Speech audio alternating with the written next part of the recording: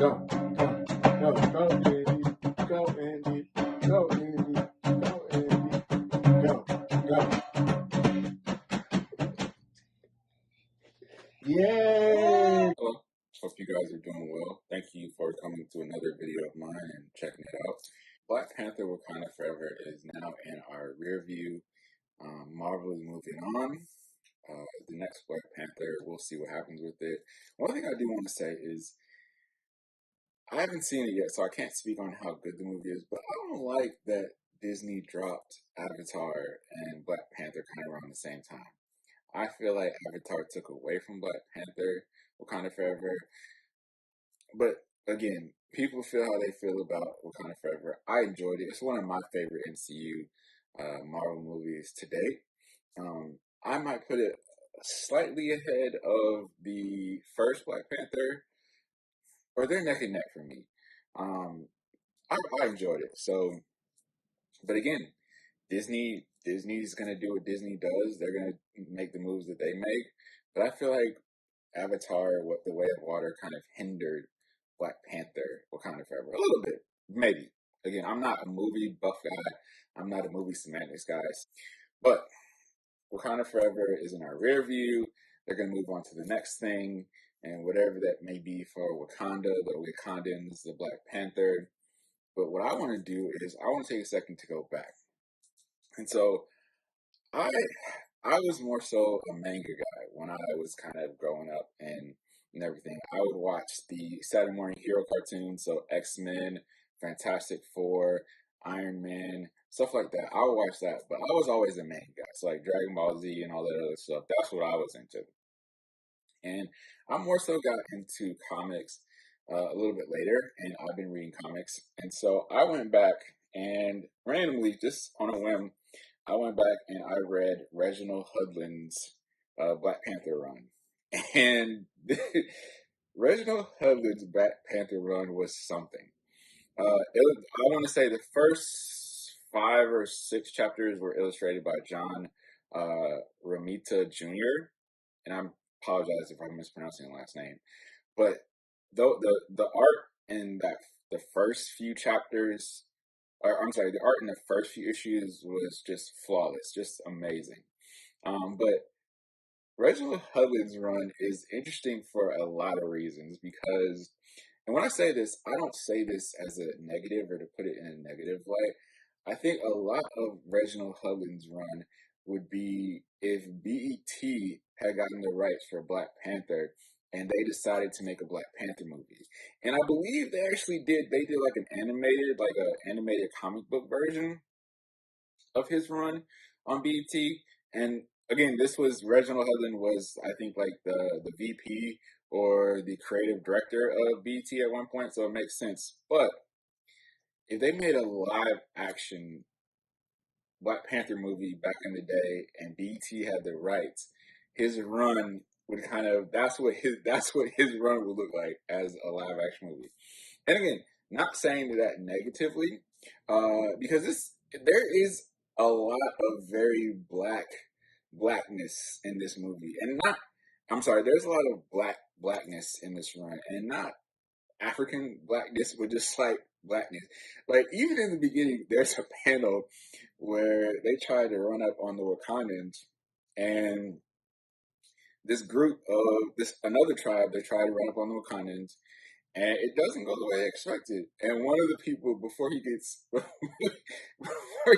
killed, he says Wakanda could kiss my ear. And throughout the run, there's just like some really funny panels. Like there's one where Black Panther is fighting Apocalypse, and he escapes Apocalypse, and he starts running. It's funny. It is funny, but I enjoyed it. I'm still reading it, so I think I'm like 30 chapters in, but I want to talk about kind of this is going to be literally the first like 15 chapters or so, or the first 15 issues. And one of the things that I saw when I was reading this run and reading these issues is if we had used Reginald Hudlin's T'Challa, if he had been live action, he would have been that would have been future. Like that would have been future. Like the T'Challa in Reginald Hudlin's run. A lot of people would look at him as a toxic king, and he was just T'Challa was lucky wild. um, there was a panel where he's just talking to Storm randomly, and he mentioned something about when you're flying in the clouds, dude. Do you think of me? And that had me cracking up because I was like, imagine seeing this in live action in a movie, and imagine an actor playing T'Challa actually saying this. Like he was fooling, like he was the playboy, but T'Challa was a playboy, but he only wanted that one girl. It's kind of like what Future say in that one song. I know I'm gonna get my girl back. I know I'm gonna get my girl back. Yeah, he was, and then there was an interaction between T'Challa and Wolverine that was it was an interaction between T'Challa and Storm where he was talking about smelling Wolverine's passion on her, and oh my goodness, that had me dying laughing. But yeah, T'Challa he was on, and then again, there's another part where T'Challa goes to see his ex, and he's talking to his ex about Storm, and he tells her like you're a good friend, and she's getting ready to cry, like that's Future all over it, like that is Future. That's like Future R&B. Like Future is the type that he's gonna go to his side chick and talk to his side chick, get his side chick crying, talking about his main chick. Like that's the type of time that T'Challa was on, and he was man. It was again, it's a good run, but it is very like it is very like very blackety black. And oh man, then there's a as it goes later on, there's this Luke Cage part where Luke Cage is basically bodyguard. He's being a bodyguard for this character named Pookie, who is basically Puff Daddy, Puffy, Sean Combs. That's who that is. Clearly, he even looks like him. But the interaction between him and T'Challa is really funny.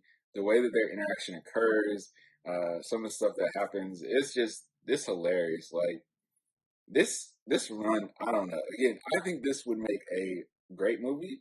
I think a lot of people would.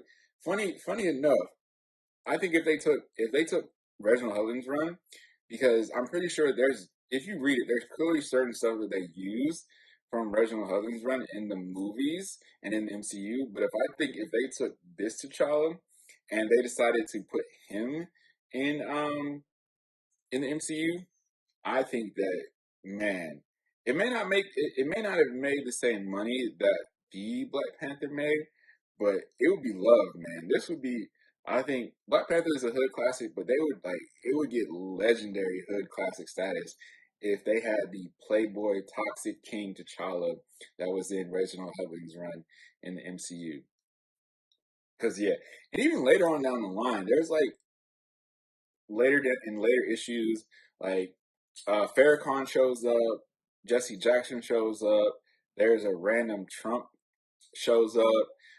There's like a kind of like a Geraldo character, or even like a Tucker Carlson type character. So it's just funny how this very much like even some of the politics they talk about through Reginald Hudlin's run are just really funny, and it's funny. Also, it would be interesting to see this uh, if this T'Challa had been in Civil War. If they had decided to use this T'Challa versus the T'Challa that they decided to use in Civil War, it would have been interesting to see how it played out and how the character would have progressed throughout the MCU. But yeah, I think if you're into comics, if you like Black Panther, definitely check out Reginald Hudlin's run. It was from like 2005 to 2008, I want to say. A really good run. I need to go back and I need to read Tanashi Coates and Tanahashi. I think I may be pronouncing his name wrong. I need to read his run as well. I heard good things. And then a lot of people say that Chris Priest has the seminal Black Panther run, so I should probably go back and read that too.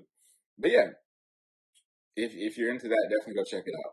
Check out Reginald Hudlin's Black Panther run, really good run. Yeah, the Black Panther. the Black Panther. But anyways, I appreciate you checking out this video.